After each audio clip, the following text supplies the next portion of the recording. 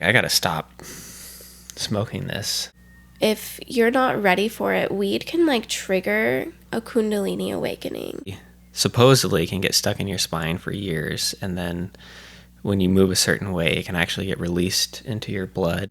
Because it was like the darkest experience probably of my life. My first experience smoking weed. Kev, it's crazy because I have to think about that. Like, I don't even know. I smoked a lot of weed when I was younger, which is so funny because I'm like totally sober now and I don't do anything.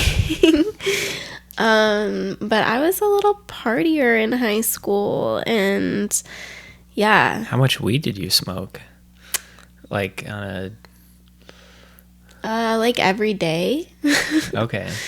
Yeah, because I would only smoke occasionally, but then every time I did smoke, Yeah. it was just a bad experience. Yeah, I mean, I definitely had bad experiences mixed in during that time, but it wasn't until I got older that I started to have really bad experiences that put me off weed. But yeah, I mean, I had a pretty like weed friendly household, except that, you know, like when we were younger, when my sister and I were younger, we didn't smoke in front of our parents. Like it that wasn't okay, and we would get in trouble if they caught us. But Did your parents smoke? yeah, apparently they did, but we didn't know that. Oh, wow. So this whole time, like, we think we're like doing this thing that maybe our parents have never done, and then like over time, like we start to piece together, oh, like our whole family likes the herb. And then what was that like when you found out that your parents smoked? Well, it was just, at first it was just kind of ironic, like, because we would have some of our stuff confiscated, and instead of them throwing it out, they might just use it themselves. And I think we found that out from like finding a bubbler that we had confiscated in like one of my parents' things. It was just really funny. And so I think that Wait, they confiscated something, a bubbler from you, and then yeah. you found them smoking it later? Well, I didn't like actually find them smoking it, but I think because my dad would do like jam night. God, I hope this isn't like too much of an overshare, but I think I shared all of this in my book, so it's not like I'm being private about how weed friendly my family was. But and guys, if you're just listening, you can look up Marley's book. It's called Before I Live I Die. It's on Amazon. You can get your copy today. Yeah.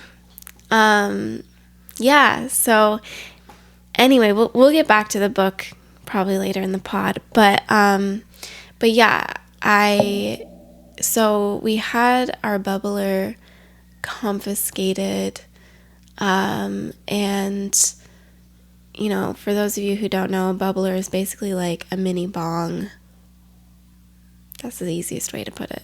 It's like a mini bong, and it bubbles when you suck on it. This is so funny.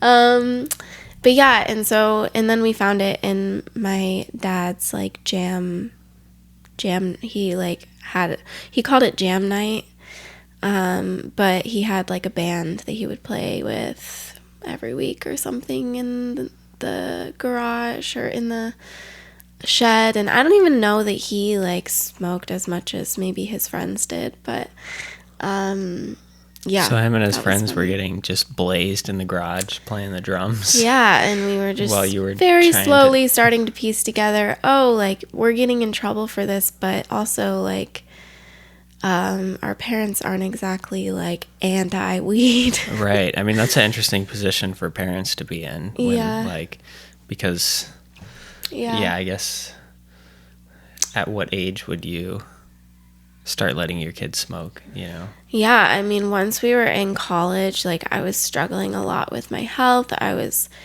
in a lot of chronic pain and couldn't figure out the problem, and so weed was really like medicine for me to help manage the pain, because it was very severe back pain, and I couldn't sleep at night. And I started really smoking, like, I swear it was like all day, every day. It was pretty bad, but it was just, I was in so much pain. It was like a pain management thing. And I also think my body was addicted to weed, and I kind of call BS on the whole thing that you can't get addicted to weed. I think that I was addicted to it. Maybe it's like, maybe it was more psychological addiction, but I did feel like my body was sort of addicted to it too. But yeah, at that time, then my parents were kind of like more okay with us smoking in front of them, because we were a little bit older. We were in college, and yeah, it was okay for them. And I think my mom kind of saw it as like a medicine at that time. And yeah, that was kind of like my experience with weed was very positive in the beginning, and then it kind of like spiraled. So I don't know if we want to talk about the spiral yet, or if you want to share a little bit of your initial experiences. Yeah, I guess I'll share a little bit of my initial experience. I mean, I think, for me, my experience was not great. And, I totally get that it helps people with their pain or whatever. But for my experience, I mean, that just wasn't the case. And so, I mean, I don't know if it's become this weird thing where it's like, oh, it's okay because it relieves pain, but I mean, just my experience is that when I first tried it, I had a lot of anxiety and actual pain in my body. Yeah. So basically what happened is, I played a lot of video games when I was a teenager, and then so I tried smoking, and first off, my video game performance completely dropped, to the point where I was playing Call of Duty and I was pretty good at it, and when I smoked, I just like one of the first times I remember I was over on, I was playing like team deathmatch, and I spawned on one side of the map, and then I just wandered over to like a sea cliff and totally forgot about the objective of the game, and was just looking down at the sea cliff, and I was like, oh my gosh, this is where they filmed Pirates of the Caribbean. Even though it was not based off of that, but it's so funny. Yeah. So my performance dropped way down. And then... And wait, just for more context, because I wouldn't, like, I only know this because you've told me, but you were like a gamer. Oh, right? Yeah, like I would record my screen. Yeah, and you would like post following on YouTube. Yeah, I had like 20,000 subscribers on my gaming channel that eventually got taken down due to copyright issues. But yeah, I was working like 12 hours a day as a 12-year-old on YouTube. Funny. 12 hours? Yeah, and I was actually making $400 a month off of ads. So I'm just trying to get back to that point. Yeah. We're just through podcasting, but yeah. We're inching our way up. Yeah, I mean, we're going to be the #1 podcast, so you'll want to subscribe to just be a part of that journey. Keep saying it out loud, honey, and it'll come into fruition. Anyway, so that's what I experienced with my performance on marijuana. Now, this was my experience through taking it maybe once a week throughout maybe freshman in high school. So what else happened?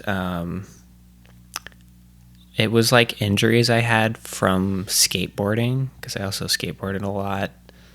The pain would be increased. So I injured my elbow, and the pain had increased in my elbow to the point where I was like almost panicking a little bit. I was like, is my elbow really messed up? And then so it was weird because some of my friends who had injuries, they would use marijuana, and they were like, oh, this is the only thing that gives me relief. And that's how it was for me. So it's really interesting. Like, I was like, that's not the case for me. And the other thing was, I would just have this anxiety that my heart was going to stop beating.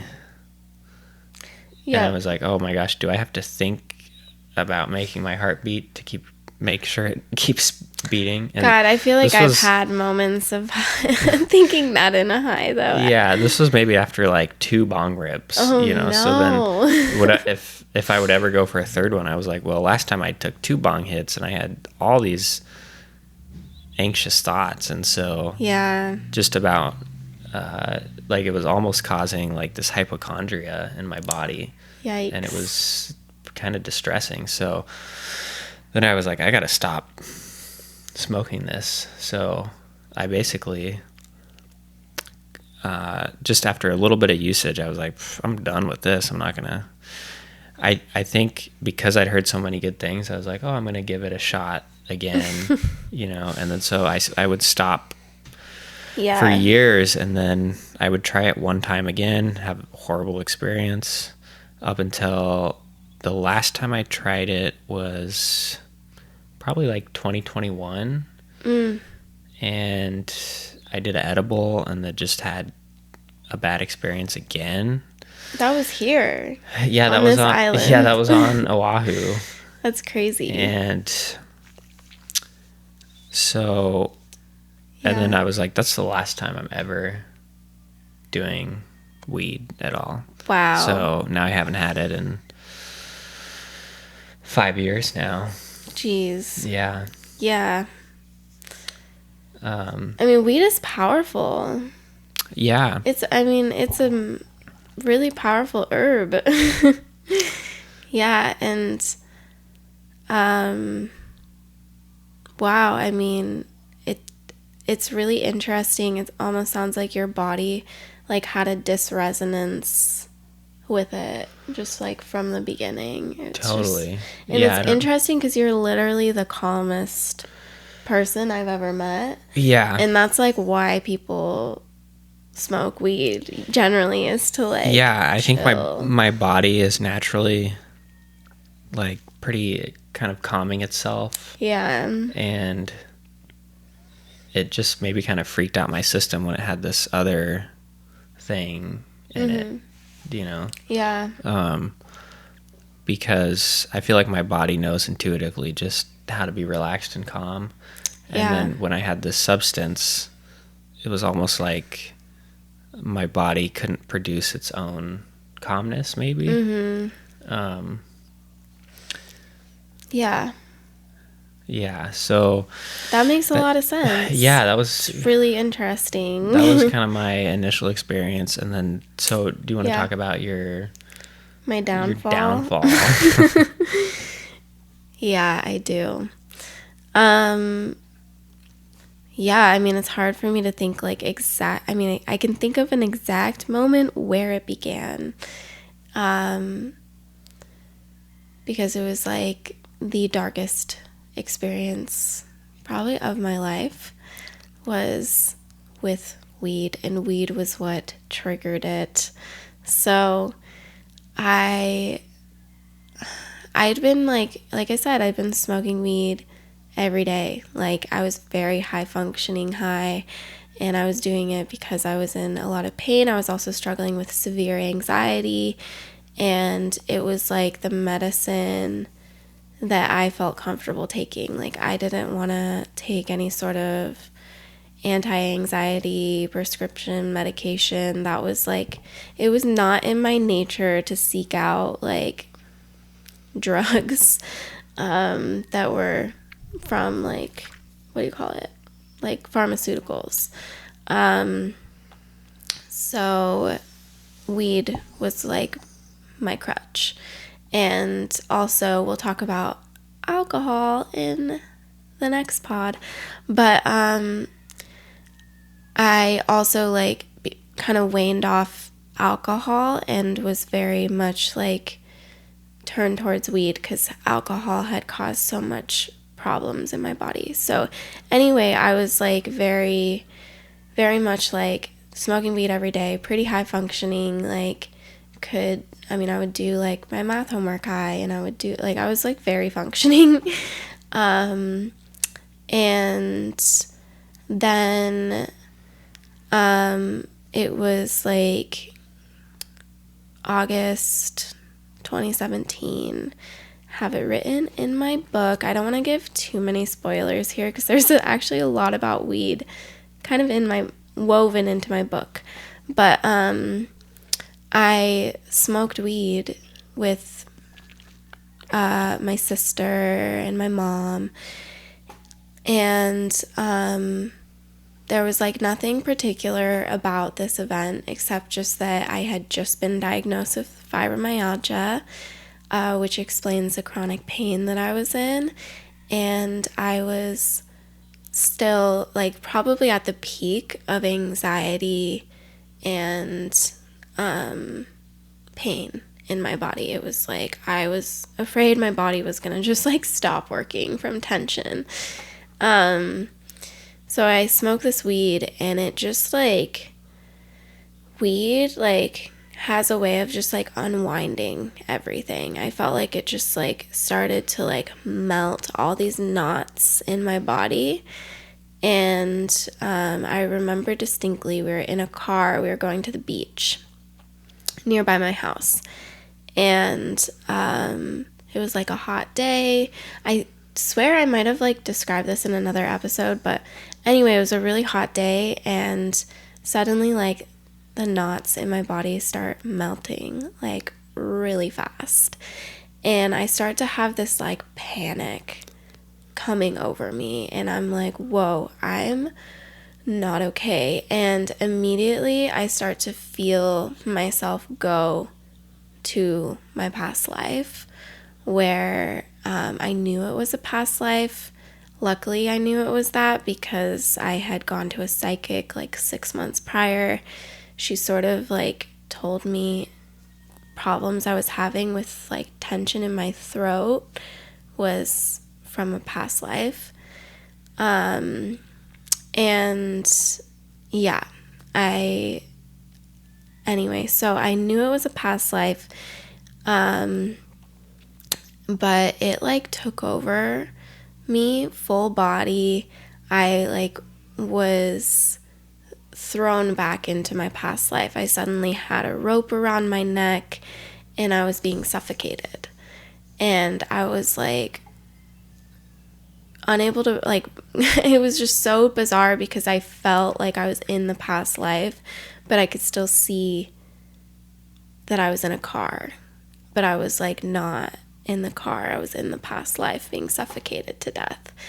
And so that was like, weed like caused my body to like go into this deep relaxation, and like it felt like it really pushed my body to like relax like too quickly, and then the trauma stored in my body from another lifetime like forced its way out way faster than I was ready for, and it was like literally the darkest experience of my life.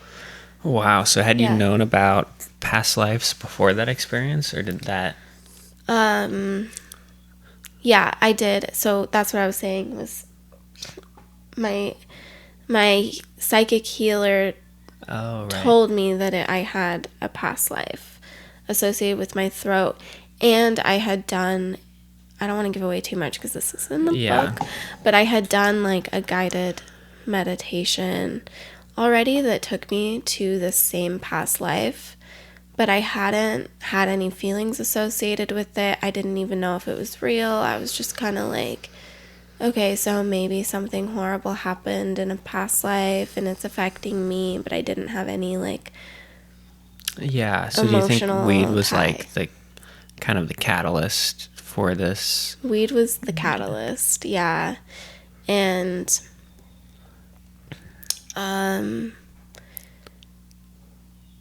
I pretty much stopped smoking weed pretty quickly after that. I might have had it like once or twice after that, but I was like scared of it all of a sudden. Like what is this weed doing to me? But all of a sudden, like, it didn't matter if I was smoking. My past life memories were coming up in the same way. My knots melting in my body. And it was just months of reliving past lives after that. But it was weed that initiated it. Did you keep smoking after that initial experience, or is that when you stopped? I stopped smoking for that next 6 months. And then I might have tried it like once, and that happened to be a couple days after an eclipse. I actually mentioned this event in one of our recent podcasts about the lunar eclipse. I didn't mention that I had actually smoked weed before. Sometimes I leave out the weed part because I'm like, people aren't gonna think that this is like, I don't know. If you say that you smoke weed before something, they'll be like, oh, then you're just like having a reaction to the weed. But this would also happen when I didn't just smoke weed. My body would respond crazily to eclipses. But in this case, yeah, like I'd smoked weed a little bit just to help release tension in my body because I felt like tension was rising and I could feel that I needed something to help me, or I thought I needed something to help me release. And then I was basically like, felt like I was dying for like two or 3 hours. My whole body was shaking. Energy was releasing from my body. I could feel I was purging. But it was like too fast, where I felt like I was losing my identity so fast. I almost like was afraid I'd forget who I was, and that's why I needed, like, my mom had to lay with me, which really helped me like hold on to my identity a little bit. And yeah. Wow. Yeah, so that was like some of my experiences with weed. And after that, like, I might have tried it a couple other times because I had formed such an attachment to the herb. I mean, that's kind of like me. I would, even though I had these bad experiences, I would still, for some reason, like give it another shot, you know? But, yeah, exactly. Yeah, I mean... But I had bad experiences pretty much every time. Yeah. I tried it after that. And I wonder if other people have bad experiences too. I mean, like, I don't know if anybody would like admit this, but for me, I think I'm still dealing with some repercussions from the weed usage. Wow. Because I think it caused a little bit of like hypochondria in me. And so I've had to do a lot of work to, like, in my mind, to overcome like anxiety thought patterns. Yeah. So, I mean, I think it's been a good thing because I think it's helped me, you know, in a positive way, really like get in tune with my own mind. And now I'm in like a really good place, but I think it did affect me. I'm not exactly sure if it was just the age that I did it at, where like the teenage years can be anxious years. So anxiety could have started in those years a little bit. Yeah. But for me, just my own intuition is like it was sort of sparked by the marijuana. Yeah, I could see that. I mean, it's like weed can put people in a psychosis. I mean, it kind of did for me. Yeah. And I think that it's a medicine, and I think it's overused. But I also think certain people have different relationships with the herb. Yeah. Well, I think it can work. Yeah. It can work with people's bodies, differently. Yeah. Yeah. Like some people might be able to take a dose maybe on the daily or something. That's fine. I think that like it's different for everyone. Yeah. And I think if I had that experience with it, then other people are going to have that experience too. So it's not, like it doesn't work with everybody, basically. Yeah. I mean, I started to feel like towards the end when I would try it occasionally, it would make me feel really heavy. And I felt like I'd went through my awakening. I cleared so much heaviness in my energy.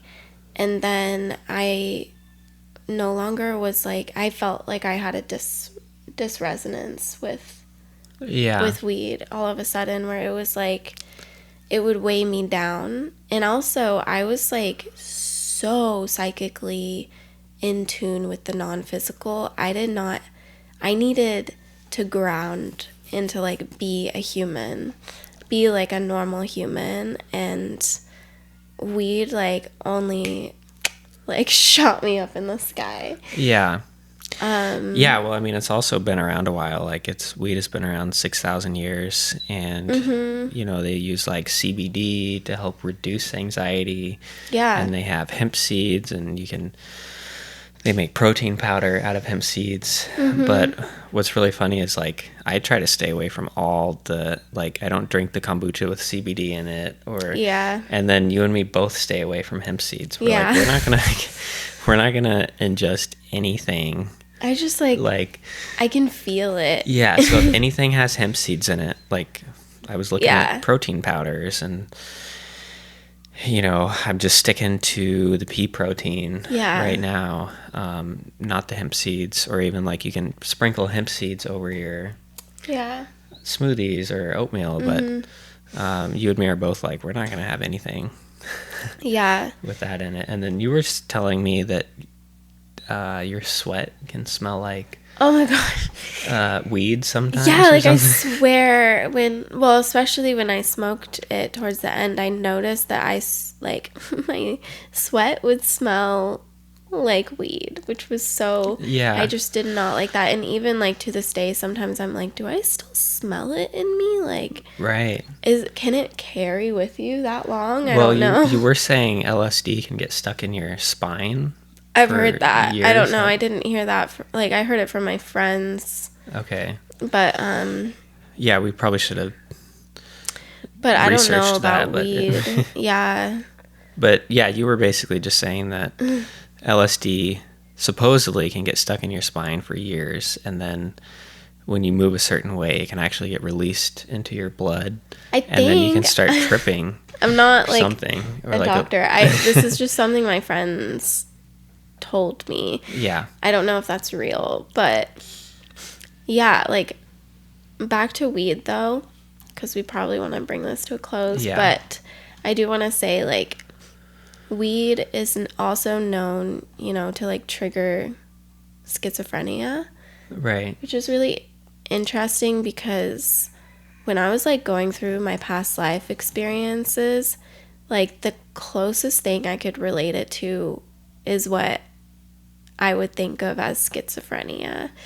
And I remember like talking to my therapist. This is also in my book, but I remember talking to my therapist about like how I was asking her like, am I schizophrenic? Like what's happening? Because I felt like I was like straddling two worlds of experiencing past lives, of being like murdered and tortured, and then also like in this world. And like, yeah, but she kind of like helped me navigate it and be like, okay, the reason why you're not schizophrenic is because you know what the difference is between this world and your past lives, even though they felt really real. but I also felt like I really empathized with someone who is schizophrenic. And I sort of like remember talking to her about it because she has worked with people who are schizophrenic before, and I was like, well, are they like tuning into real dimensions? Like, are they tuning into like are they talking to real beings? But like we think they're crazy, but like, are they tuning into something that's real, but like in a different realm, and they're just like out of body? And my therapist was like, yeah, I think you're like on point. And that was really crazy, because I think going back to weed, like, if you're not ready for it, weed can like trigger a Kundalini awakening. And that is like so powerful. That's when your Kundalini is like the energy that lines your spine. It can be depicted as two snakes that run up your spine and around your chakras. And a Kundalini awakening is basically when those snakes, or that energy, rises. Each snake, the two snakes, they're like your masculine and feminine energies. So when they rise, if they rise really fast, it could almost be like too much if the person isn't ready for it. And it could like shoot you out of your body. So wow. I think that's like what I think of with weed, is that it's a medicine, but it's also a hallucinogenic, and hallucinogenics can cause Kundalini awakenings like really fast. And that is what I think happened to me. Like, you could say it was, in some ways, like it was both the worst thing that ever happened to me and the best thing that ever happened to me. But if you're not able to handle that, like, you might not find your way back to your body if you don't know how to bring yourself back. Wow. Yeah. Doesn't your twin sister do Kundalini awakenings in Costa Rica? Yeah, she talked about that in her podcast. But that's like a more natural way to do it. It's like, yeah, when we interviewed her on our podcast, yeah, Kundalini awakening, I mean, that's really like ultimate balance. When your Kundalini is fully risen, you're like in alignment with yourself, and everything is in balance. But like when you can have many Kundalini awakenings where it rises and then falls, and rises and then falls, because it's still finding the balance for it to like fully anchor. Wow. Yeah. So powerful stuff, Marley. Powerful stuff. But yeah, that's like a really interesting topic. Weed. Yeah. Yeah. Yeah. So I think it's not black and white, but this is why we don't smoke weed. Yeah, we just wanted to share our experience. Really, we don't. Yeah. I honestly don't have any, like judgments on it. I'm just saying my experience. But guys, thanks for listening. And if you want to support the podcast, the best way to do it is to order Marley's book on Amazon. It's called Before I Live, I Die. And it's about her experience of spontaneously remembering my past lives. So, if any of what I just talked about today drew you in, well, a lot of that is in my memoir. Yep, so. And if you're just listening, that's all you got to do is just type in Before I Live, I Die to Amazon and order the book today. It'll show up on your doorstep. Mm-hmm. And it says Mary Marley O'Neill is my full name. Yeah. So. Yeah, and then subscribe to the podcast, like this video, and then check out another one of our podcasts right now. Watch it all the way to the end. And then if you're on Spotify, check out our YouTube channel. If you're on YouTube, check out our Spotify. Thanks so much for being here. Yeah, thanks for listening.